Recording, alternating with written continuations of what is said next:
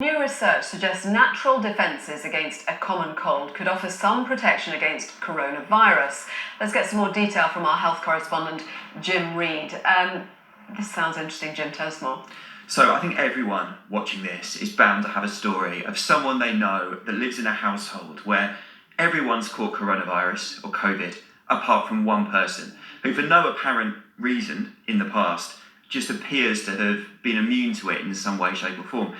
And there's a lot of reasons why that might happen. You know, that person could have potentially been exposed in the past to COVID and so built up protection in that way. It could just be something to do with luck. But one theory that's been talked about by scientists for ages is if you've been exposed to another virus in the coronavirus family in the past, so not COVID, not SARS-CoV-2, but one that's related to it, could you have built up some protection in that way?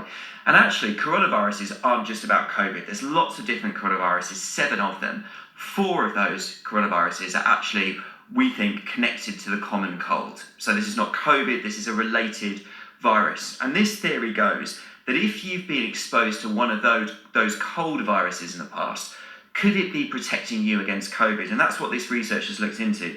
So they took 52 unvaccinated people, and this was way back September 2020, before people had had vaccines. Took 52, half of those people, half of the people in households of those 52 managed to contract COVID, and half didn't. And they looked at the group, the half that didn't, and those ones that didn't had much higher levels of what are called T cells, which are memory cells, memory immunity cells, that are linked to previous exposure to common colds, coronaviruses that way.